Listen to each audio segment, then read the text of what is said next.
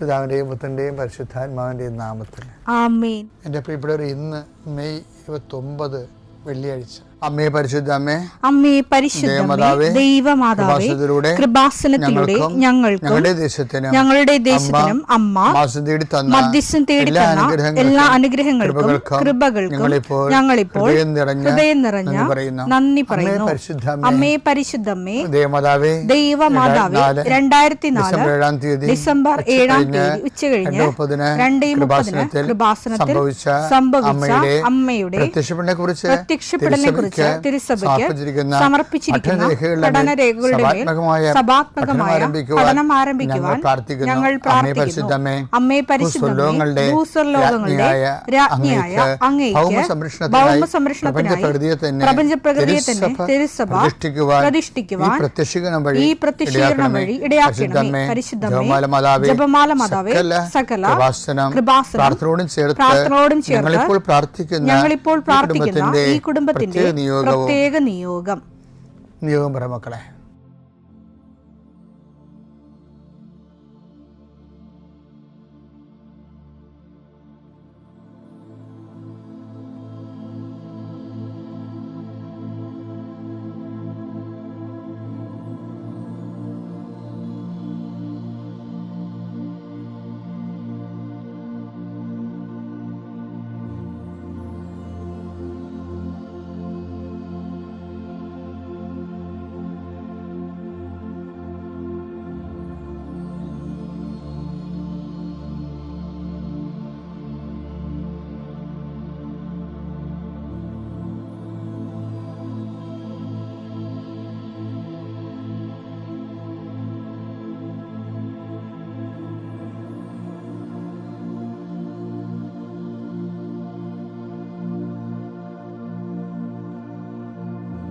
അമ്മയുടെ പ്രത്യക്ഷീകരണത്തിന്റെ ഈ അനുഗ്രഹവേളയിൽ ഞങ്ങൾക്ക് സാധിച്ചു തരുവാൻ കനിയണമേ. ആമേൻ. വിശ്വാസ പ്രമാണം.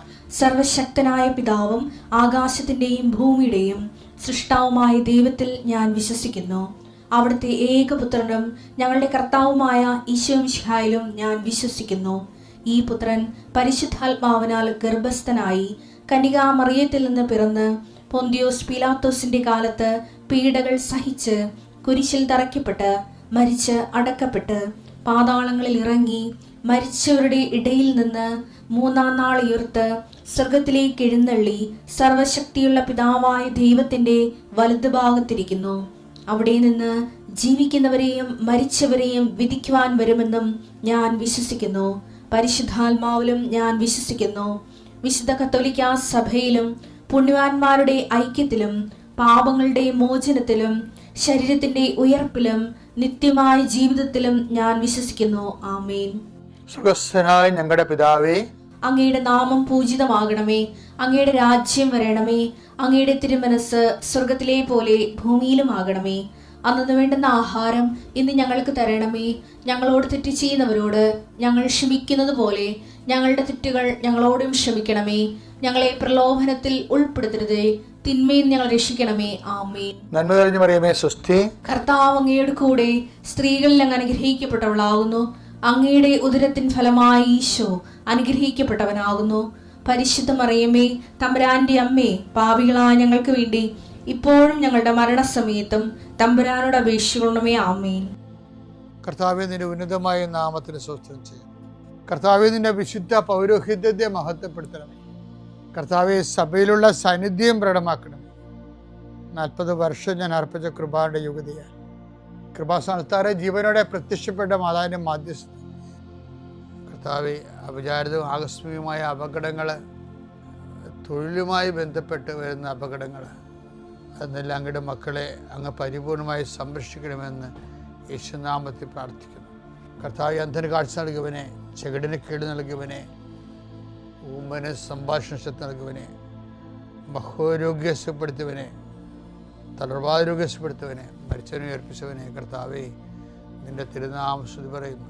ഈ പ്രാർത്ഥന ചെല്ലുന്ന ഇടങ്ങളിൽ എല്ലാവരും രോഗികൾ കർത്താവിൻ്റെ നാമത്തിൽ ആശ്വസിക്കുകയും സൗഖ്യമാകുകയും ചെയ്യട്ടെ. കർത്താവെ, സമാധാനമില്ലാത്ത കുടുംബങ്ങൾ, ഭാര്യ ഭർത്താക്കന്മാർ അകന്ന് താമസിക്കുന്നവർ, കർത്താവെ, പരസ്പര സ്നേഹമില്ലാതെ കഴിയുന്നവരെ, ജീവിതം തന്നെ ഭാരമായി തോന്നുന്നവർ, മനസ്സിന് നിരാശ ജീവിക്കുന്നവർ, തൊഴിൽഭാരമില്ലാത്തവർ, തൊഴിൽഭാരത്തോടെ ജീവിക്കുന്നവർ, കർത്താവെ, ഒരു തീരുമാനമെടുക്കാൻ പറ്റാത്തവരെ, അവർക്ക് ഇന്ന് 12 മണിക്കൂറിൽ തീരുമാനമെടുക്കാൻ കർത്താവിൻ്റെ നാമത്തിൽ ഞാൻ അവരെ ആശീർവദിക്കുന്നു. കർത്താവെ, ജീവിത മാർഗങ്ങൾ അറ്റുപോയവരെ, മുട്ടിപ്പോയവരെ, സാമ്പത്തിക ബാധ്യതകളായും ജീവനടപടികളായും ഭീഷണീയമായ സാഹചര്യം ജീവിക്കുന്നവരെ, കർത്താവെ, മക്കളില്ലാത്തവരെ, കർത്താവെ, ഓരോരോ കാര്യങ്ങൾക്ക് വേണ്ടി ആ ലക്ഷ്യം നേടാൻ വേണ്ടി രാത്രിയും പകലും പ്രാർത്ഥിച്ചും ഉടമ്പടി ചെയ്തും ഉടമ്പടി കാര്യങ്ങൾ നിർവഹിച്ചുമൊക്കെ ജീവിച്ചു പോകുന്നവർ, കർത്താവെ, അവരെല്ലാം ആശീർവദിക്കണം പ്രാർത്ഥിക്കുന്നു. എൻ്റെ കർത്താവിൻ്റെ ഉന്നതമായ നാമത്തിൽ, സഭയുടെ അധികാരത്തിൽ, കുരിശിൻ്റെ അടയാളത്തിൽ യാത്രക്കാരെ ആശീർവദിക്കുന്നു, ഇൻ്റർവ്യൂ ഉള്ളവരെ ആശീർവദിക്കുന്നു, പരീക്ഷക്കാരെ ആശീർവദിക്കുന്നു, പരീക്ഷ റിസൾട്ട് പ്രതീക്ഷിക്കുന്നവരെ ആശീർവദിക്കുന്നു. ഉന്നതമായ റിസൾട്ടിനാൽ കർത്താവ് നിന്നെ ആശീർവദിക്കട്ടെ, നിന്നെ അനുഗ്രഹിക്കട്ടെ. ഉപരിപഠനത്തിനും ഉപരിജോലിക്കും ഉപരിയാത്രയ്ക്കും വേണ്ടിയുള്ള എല്ലാ അനുഗ്രഹങ്ങളും കർത്താവ് നിന്നെ വർഷിക്കട്ടെ. നിത്യം പിതാവും പുത്രനും പരിശുദ്ധാത്മാവായ സർവീശ്വര എന്നേക്കും ആമേൻ. നമ്മൾ ഇന്ന് നോക്കുന്ന വചനം എന്ന് പറയുന്നത്, അവിടുന്ന് നിന്നെ കൈപിടിച്ച് നടത്തും. യെശയ്യാ 42:6. ഞാനാണ് കർത്താവ്, ഞാനാണ് കർത്താവ്, ഞാൻ നിന്നെ നീതി സ്ഥാപിക്കാൻ വിളിച്ചു, ഞാൻ നിന്നെ നീതി സ്ഥാപിക്കാൻ വിളിച്ചു, ഞാൻ നിന്നെ കൈക്ക് പിടിച്ച് നടത്തി സംരക്ഷിച്ചു. കൈക്ക് പിടിച്ച് നടത്തി സംരക്ഷിച്ചു. എൻ്റെ പ്രിയപ്പെട്ടവരെ, എന്താ പ്രശ്നം വെച്ച് കഴിഞ്ഞാൽ, ദൈവം പറയുന്നത് എല്ലാം കറക്റ്റാണ്. എല്ലാ കാര്യങ്ങളും ദൈവം ചെയ്യുമെന്നാണ് പറയണത്. നമ്മളായിട്ട് ചെയ്യാൻ നിൽക്കണ്ട. നീ എൻ്റെ മുമ്പാകെ ഉണ്ടാകണം, വിശുദ്ധി പാലിക്കണമെന്ന്. ഇപ്പം ഉൽപ്പത്തി 17:1 എപ്പോഴും നമ്മൾ പറയത്തില്ലേ, നീ എൻ്റെ മുമ്പാകെ ഉണ്ടാകണം, വിശുദ്ധി പാലിക്കണം, വിശുദ്ധനായിരിക്കണം. അപ്പോൾ അത് ഈ കൈക്ക് പിടിച്ച് നടത്തുമെന്ന് തമ്മിൽ വ്യത്യാസമുണ്ട്. ദൈവം നമ്മുടെ കൈയെ പിടിക്കുമ്പോൾ നമ്മുടെ കൈ രക്തപങ്കിലമായിരിക്കരുത്. ദൈവത്തിന് കയറി പിടിക്കാൻ പറ്റിയ കൈ ആയിരിക്കണം. ദൈവം കൈക്ക് പിടിച്ച് നടത്തും, പക്ഷെ അതിൻ്റെ അകത്ത് വരുന്ന പ്രീസപ്പോസിഷൻ എന്താണ്, നമ്മുടെ കൈകൾ ദൈവത്തിന് കയറി പിടിക്കാൻ പറ്റിയതായിരിക്കണം. അതുകൊണ്ടാണ് ഉടമ്പടിയിൽ ചെയ്ത എബ്രാഹത്തിനോട് ദൈവം പറയണത്, നീ വാഗ്ദാനം നടക്കുക നിനക്ക് തരും, അത് എൻ്റെ പരിധിപ്പെട്ട കാര്യങ്ങളാണ്. നിൻ്റെ പരിധിപ്പെട്ട കാര്യമുണ്ട്, എന്താണ്, നീ എൻ്റെ മുമ്പാകെ ഉണ്ടാകണം, വിശുദ്ധി പാലിക്കണമെന്നൊക്കെ പറയും. അപ്പം അതിനകത്ത് വരുന്ന വിഷയം വെച്ചാൽ, ഞാൻ നിന്നെ കൈക്ക് പിടിച്ച് നടത്തുമെന്ന് പറഞ്ഞാൽ, നീ എൻ്റെ കൈ രക്തപങ്കിലുമാണെങ്കിൽ എങ്ങനെ ദൈവം കയറി പിടിക്കാൻ പറ്റത്തില്ല. അപ്പം നമ്മൾ ദൈവത്തിൻ്റെ കൂടെ ദൈവം നമ്മുടെ കൈക്ക് പിടിക്കാൻ പറ്റുന്ന രീതിയിൽ ഒരു പരുവപ്പെടലുണ്ട്. ദൈവത്തിൻ്റെ വചനങ്ങൾക്കൊക്കെ വിധേയപ്പെട്ട്. ഇപ്പം പണ്ടേ ഞാനൊരു അച്ഛനെ പരിചയപ്പെട്ടു. അച്ഛൻ്റെ മേടിൽ ചെന്നപ്പോൾ അച്ഛനെ വിളിപ്പിച്ചതാണ്. കാര്യം വെച്ചാൽ പണ്ടത്തെ കൃപാസനം പത്രമുണ്ടേ, 2001 അത് 4 പേജേ ഉള്ളു. അപ്പം അതിനകത്ത് അന്നിരുന്നൊരു ബ്രദറാണ് ചെയ്തുകൊണ്ടിരുന്നത്. അപ്പോൾ പെന്തക്കോസ്ത ദിവസം വന്നപ്പോൾ ഞാനൊരിടത്ത് പ്രസംഗിച്ചുകൊണ്ട് നിൽക്കുകയാണ്, ഞാനവിടെ ഇരിക്കുകയാണ്, എന്തുവാണ്. അപ്പം ഒരു പ്രാവ്, കമ്പ്യൂട്ടറിൽ നിന്നൊരു പ്രാവ് എടുത്തിട്ട് ഈ ബ്രദർ എൻ്റെ തലയുടെ മുകളിൽ പ്രാവിനെ കാണിച്ച ചിത്രം കൃപാസനത്തിൻ്റെ ഫ്രണ്ട് പേജിൽ വിട്ട്. ബ്രദർ ഒരു ആർട്ട് വർക്ക് ചെയ്തതാണ്. ഈ അച്ഛനെ കൊണ്ടുപിരികി എന്നെ വിളിച്ച് ഞാൻ പറഞ്ഞു, ഇതെന്താ നീ ആൾക്കാരുടെ മുമ്പിൽ ഇങ്ങനെ ദീപത്തെയും കളിക്കുകയാണെന്നൊക്കെ ചോദിച്ചു. ഞാനൊന്നും മിണ്ടിയില്ല. സാറിന് ഇങ്ങനെ അവരവരുടെ വ്യൂസ് പറയുമ്പോൾ എന്തുമാത്രം വിമർശനങ്ങളിലൂടെയാണ് നമ്മൾ വന്നത്. എപ്പോഴും ഞാനൊരു നിലപാടെടുക്കത്തുള്ളൂ. വെറുതെ ആവശ്യമില്ലാതെ എനർജി ഒന്നും ഇങ്ങനെയുള്ള കളയത്തില്ല. അപ്പം ഞാൻ അച്ഛനോട് പറഞ്ഞു, അച്ഛൻ ഞാനത് അറിഞ്ഞിട്ടില്ല കേട്ടാ, അത് ഈ ഓഫീസിൽ ചെയ്യണ കാര്യങ്ങളൊക്കെ എടുത്ത് അങ്ങനെ അവർ ചിന്തിച്ച് കാണുകയില്ല, പ്രാർത്ഥനാപൂർവമായിട്ടുള്ള ഒരു കാര്യമായിട്ട് അച്ഛൻ എടുത്താൽ മതി എന്നൊക്കെ പറഞ്ഞ്. അപ്പോൾ ഞാൻ നോക്കിയപ്പോൾ അച്ഛന് മേച്ചപ്പുറത്ത് ഒരു സാധനം ഇവിടെ എഴുതി വെച്ചിട്ടുണ്ട്. എന്താണെന്നറിയാമോ, ഇവിടെ ഇങ്ങനെ, അതാണ് എഴുതി വെച്ചിരിക്കുന്നത്. അപ്പോൾ അത് ഞാനെങ്ങനെ അറിയാത്ത, ഞാനത് വായിച്ചിട്ടുള്ളതാണ്. അപ്പോൾ ഈ അച്ഛനിരുന്ന വേറൊരു പള്ളി ഞാൻ അതിനുശേഷം എനിക്ക് പാരിഷ് പ്രീസ്റ്റായി. അപ്പോൾ ആ പള്ളിയിൽ നിന്ന് നടത്തണം ഈ അച്ഛനായിരുന്നു. അപ്പോൾ അവിടെ ചെല്ലുമ്പോൾ ഈ അച്ഛനെക്കുറിച്ച് ഭയങ്കര വിമർശനമാണ്. ആ അച്ഛനടുത്ത് ഞങ്ങൾ കല്യാണത്തിന് പോകുമ്പോഴാണ്, വേദപാഠത്തിന് പോകുമ്പോഴാണ്, കണക്ക് തീർക്കാൻ പോകുമ്പോഴാണ്, അങ്ങനെ പള്ളി പണിയിരിക്കും, ഇഷ്ടികയും അതുപോലെ തന്നെ സിമൻറ്റൊക്കെ കോരിക്കൊണ്ട് ആത്മാർത്ഥമായിട്ട് കഷ്ടപ്പെടുന്ന അച്ഛനാണേ. പക്ഷേ അത് പള്ളി പണിയാനൊക്കെ പുള്ളി തന്നെ കൂടും. അങ്ങനെ കുറേ നല്ല സ്വഭാവങ്ങളൊക്കെ ഉള്ള ആളാണ്.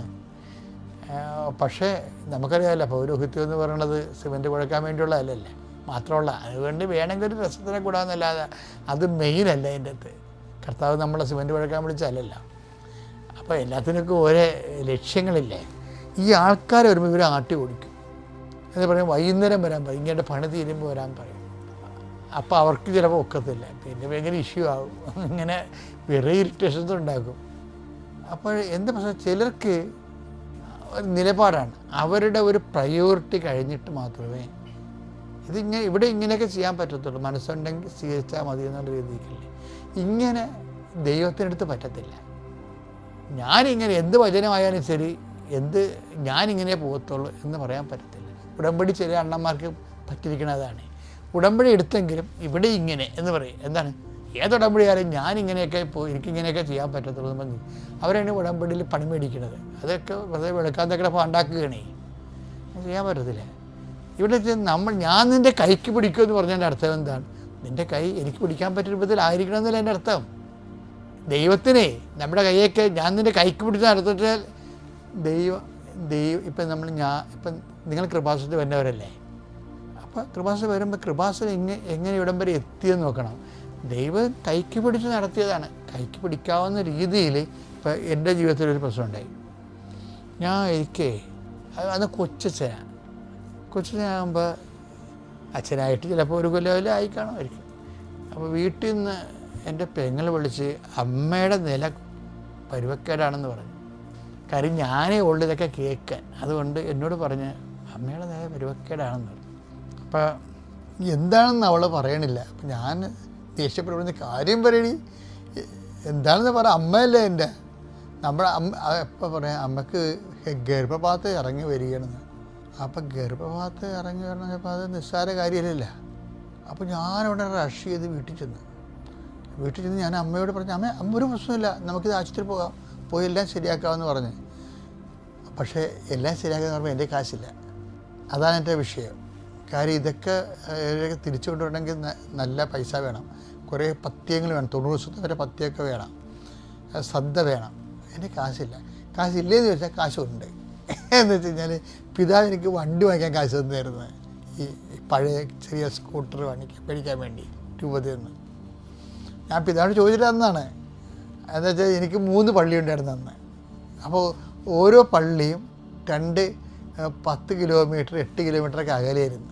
ഇപ്പോൾ ഇടവക പള്ളിയിൽ നിന്ന് ഞാനൊക്കെ പള്ളിയിൽ പോകണം. ഇപ്പം ഞാനൊരു BSS സൈക്കിളിനാണ് പോയിക്കൊണ്ടിരുന്നത്.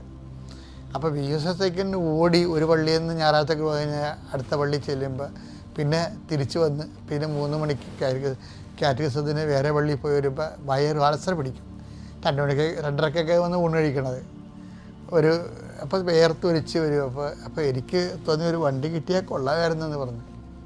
അപ്പോൾ ഞാൻ പിതാവ് വണ്ടി വേണ്ട. അപ്പം അന്ന് രൂപത്തിൽ അങ്ങനെ വണ്ടി വാങ്ങിച്ചു കൊടുക്കുന്ന സിസ്റ്റമൊന്നുമില്ല.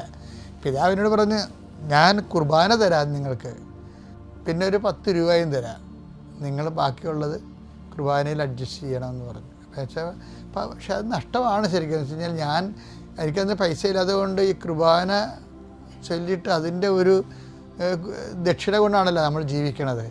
അപ്പോൾ ഒരു കഷ്ട ജീവിതമാണ്. അപ്പോൾ അതിൻ്റെ ഇടയ്ക്ക് എന്നാലും കുർബാന അത് കുർബാന മേടിച്ച് 10 പൂർവ്വം ചൊല്ലി അതിൽ നിന്ന് അധികം കിട്ടുന്നില്ല. 6000 രൂപയാണ് കിട്ടിയത്. അപ്പോൾ ഈ 16,000 രൂപയ്ക്ക് ഒരു വണ്ടി വാങ്ങിച്ചു. അപ്പോൾ വണ്ടി വാങ്ങിച്ചില്ല, അതാണ് രസം. അതിൻ്റെ അടുത്ത് കുരിശോനുണ്ട്. ഞാൻ 16,000 രൂപ കൈ ഒപ്പിച്ച് കഴിഞ്ഞപ്പോൾ ആണ് ഈ അമ്മയ്ക്ക് അസുഖം വന്നത്. അപ്പോൾ അസുഖം വന്ന് അമ്മയും കൊണ്ട് ഞാൻ അവിടെ ആശുപത്രിയിൽ പോയി, ഗവൺമെൻറ് ആശുപത്രിയിൽ പോയി. പിന്നെ പെങ്ങൾ അവിടെ നിർത്തി. ഞാൻ വന്നും പോയി നിന്ന് അമ്മയുടെ ഓപ്പറേഷൻ കഴിഞ്ഞ് അമ്മയെ തിരിച്ചു കൊണ്ടുവന്ന് അപ്പോൾ അമ്മയുടെ ഓപ്പറേഷൻ അമ്മ ഹാപ്പിയായി. അത്രയും നമുക്ക് സന്തോഷമായി. ആ കാശെല്ലാം തീർന്നു. കാശ് തീർന്നു വെച്ച് കഴിഞ്ഞാൽ കാശ് തിന്നപ്പോൾ ഞാൻ വന്നിട്ട് അന്ന് നമുക്കിതുപോലെ എൻ്റെ കപ്പേരിനോട് എനിക്ക് ഭയങ്കര ഇഷ്ടമാണ്. കപ്പേരനോട് ഞാൻ പറഞ്ഞ് അമ്മയ്ക്ക് ഓപ്പറേഷനാണ്, കാശ് തീരാനായെന്ന് പറഞ്ഞു. അപ്പോൾ കപ്പേൻ്റെ കാര്യം മനസ്സിലായി. കപ്പേരെന്ന് പറഞ്ഞാൽ ഞങ്ങൾക്ക് അവിടെ അദ്ദേഹം മരിച്ചുപോയി, ജോസഫ് എന്ന്, ചൊങ്ങന്തറ ജോസഫ്. അപ്പോൾ അദ്ദേഹത്തെ പറഞ്ഞപ്പോൾ അദ്ദേഹം ഞാനോട് ഭയങ്കര ആത്മബന്ധമാണ്. അപ്പോൾ ഞാൻ പറഞ്ഞു ഇതാണ് സംഭവം എന്ന് പറഞ്ഞു. അപ്പം അച്ഛാ ലേസായിക്ക് അച്ഛന് ഇഷ്ടമാണ്, അച്ഛനത് ജസ്റ്റ് ഒന്ന് സൂചിപ്പിച്ചാൽ മതി, അവൾ കൈകാര്യം ചെയ്യുമെന്ന് പറഞ്ഞു. അപ്പോൾ ഞാൻ ലേസ ചേച്ചി ഇവിടെ ഇയാളുടെ ഭാര്യ, ഞാൻ ലേസ ചേച്ചി ഹോസ്പിറ്റലാണ് അറിയാമല്ലോ അല്ലേ.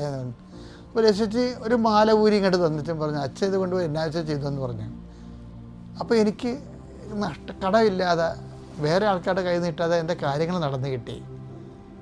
ഞാൻ അമ്മയെ ആശുപത്രിയിൽ നിന്ന് കൊണ്ടുവന്ന് പിന്നെ ഇവിടെ. പക്ഷേ എന്താ പ്രശ്നം വെച്ച് കഴിഞ്ഞാൽ അതിൽ നിന്നും പിതാവിന് അന്നത്തെ ബിഷപ്പിന് ഇതൊന്നും അറിയപ്പെട്ടില്ല. ഞാൻ അമ്മയെ ആശുപത്രി കൊണ്ടുവന്ന് സന്തോഷത്തിന് ഇരിക്കുക. അമ്മ ഇനി ഭക്ഷണമൊക്കെ കഴിച്ച് ഉറങ്ങി അമ്മ സന്തോഷമായിരിക്കുമല്ല, വലിയ എന്തോ ആശ്വാസമല്ലേ. പക്ഷേ പെട്ടെന്ന് പിതാവ് 2 ദിവസം കഴിഞ്ഞപ്പോൾ എന്നെ വിളിച്ചു കഴിഞ്ഞാൽ നിങ്ങൾ അപ്പോൾ ഇവിടുന്ന് എന്നെ ഇടവകയിൽ നിന്ന് കുറച്ച് പേര് സഹായിച്ചായിരുന്നു. എന്ന് വെച്ച് കഴിഞ്ഞാൽ അങ്ങനെ എല്ലാ സഹായങ്ങളും ഉണ്ടാവേ ഇടവകയ്ക്ക് ഇരിക്കുമ്പോൾ. ഇങ്ങനൊരു വണ്ടി പിടിക്കാൻ കൊടുത്ത കാശിന് വീട്ടിൽ കൊണ്ടേ കൊടുത്തെന്ന് പറഞ്ഞുകൊണ്ട് ഭയങ്കര ആക്ഷേപം. ഇടവകയിൽ നിന്ന് ആരോഗ്യ രഹസ്യത്തിന് ബിഷപ്പ് ഹൗസ് വിളിച്ച് പറഞ്ഞതാണ്. ഞാൻ പേടിച്ച് ഇങ്ങനെ ബിഷപ്പ് ഹൗസ് ചോദിച്ചു പറഞ്ഞു. അപ്പോൾ അച്ഛൻ വണ്ടി വാങ്ങിച്ചാന്ന് ചോദിച്ചു. വണ്ടി വാങ്ങിച്ചത് ഞാൻ പറഞ്ഞു പിതാവേ ഇങ്ങനൊരു സംഭവം ഉണ്ടായി. അപ്പോൾ ആൾക്കാർ അങ്ങനെയൊന്നും അല്ലല്ലോ പറഞ്ഞു, അച്ഛൻ വീട്ടിൻ്റെ കാശ് മുടക്കിയെന്നല്ല പറയണമെന്ന്. എൻ്റെ അടുത്ത് പിതാവ് ക്ഷോഭിച്ചു. ഞാൻ ക്ഷോഭിച്ചില്ല, കാര്യം പിതാവ് ക്ഷോഭിക്കേണ്ടതാണ് ശരിക്കും. അത് കാരണം ക്ഷോഭിക്കാനുള്ള വകുപ്പ് അതിനകത്തുണ്ട്. പക്ഷേ ഇതാണ് എൻ്റെ അവസ്ഥ. പക്ഷെ എന്നാലും ഈ ലേസ ചേച്ചി തന്ന കാശും എല്ലാം കൂടി എടുത്തിട്ട് കുറച്ച് കടമൊക്കെ വാങ്ങിച്ചിട്ട് 16,000 രൂപ ഒപ്പിച്ച് ഞാനൊരു വണ്ടി വാങ്ങിച്ചു. വണ്ടി വാങ്ങിച്ചെന്ന് പറയുമ്പോൾ എന്താ വെച്ച് കഴിഞ്ഞാൽ പഴയ ഇപ്പോൾ കേട്ടച്ചിരി ഒരു M80 ആണ്. ആ വണ്ടിയാണ് പിന്നീട് മീൻ ലോഡ് വണ്ടിയായിട്ട് കേരളം മുഴുവനും കറങ്ങിയത്. പിന്നീട് ഞാൻ മേടിക്കുമ്പോൾ അത് വണ്ടിക്ക് മീൻ വണ്ടിയൊന്നും അല്ലായിരുന്നു, നല്ല വണ്ടിയായിരുന്നു. 86-ലാണ് വണ്ടി ഇറങ്ങണത്, നല്ലവണ്ണം പുള്ളിങ്ങൊക്കെ ഉള്ള വണ്ടിയായിരുന്നു. പക്ഷേ വണ്ടി വാങ്ങിച്ച് ഞാൻ വണ്ടി ഒന്ന് ഓടിച്ചൊക്കെ നോക്കണ സമയത്ത് പിന്നെയും ബിഷപ്പ് വിളിച്ച് എന്താ പറയണത്, നിങ്ങൾക്ക് ട്രാൻസ്ഫറാണ്, ആ വണ്ടി അവിടെ വെച്ചിട്ട് ട്രാൻസ്ഫർ കിട്ടുന്ന പള്ളിക്ക് പോകുമ്പോൾ ആ വണ്ടി പള്ളിക്ക് വേണ്ടിയാണ് വാങ്ങിച്ചിരിക്കണമെന്ന് പറഞ്ഞു. പള്ളിക്ക് വേണ്ടി, അല്ല അച്ഛന് സ്വന്തമായിട്ട് വാങ്ങിച്ചിരിക്കണമല്ലെന്ന് പറഞ്ഞു.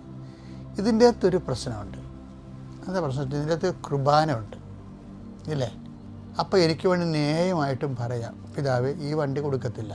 കാരണം എന്താണ്, ഇതിൽ ഞാൻ കുർബാന ചൊല്ലിയ എൻ്റെ സ്വകാര്യമായ സമ്പത്തിൻ്റെ അത് ഇൻവെസ്റ്റ് ചെയ്തിട്ടുണ്ട്. അപ്പോൾ പകുതിയോളം 10 രൂപ പിതാവ് ഒന്നാണ്. പിതാവിന് വേണമെങ്കിൽ ആ 10 രൂപ എങ്ങനെയും ഞാൻ സംഘടിപ്പിച്ച് തരാം. അന്ന് സംഘടിപ്പിക്കാൻ പാടാണ്. അങ്ങനെ പറഞ്ഞാൽ മതിയായിരുന്നു എനിക്ക്. പക്ഷേ ഒരക്ഷരം ഞാൻ മിണ്ടിയില്ല, അവിടെ കണക്ക് പറഞ്ഞില്ല. എനിക്ക് അതായത് ഞാൻ പിതാവിന് താക്കോൽ കൊടുത്തു.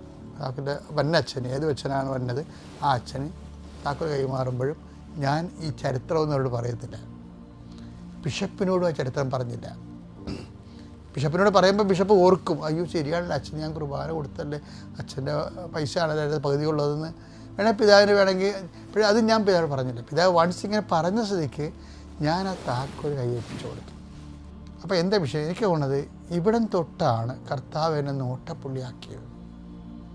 ഇന്ന് നമ്മൾ കാണുന്ന കൃപാസനത്തിലൂടെ വരണത് ഇതെന്താണെന്ന് വെച്ചാൽ, ഇത് ദൈവം നമ്മുടെ കൈക്ക് പിടിക്കും. ഞാൻ നിന്നെ കൈക്ക് പിടിച്ച് നടത്തുമെന്ന് പറഞ്ഞില്ലേ, ആ ദൈവം നിന്നെ കൈക്ക് പിടിക്കുമ്പോൾ ദൈവത്തിന് പിടിക്കാൻ പറ്റിയ കൈയായിരിക്കണം. കർത്താവിന് അന്ന് മുതൽ എന്നെ നോട്ടപ്പുള്ളിയാക്കി.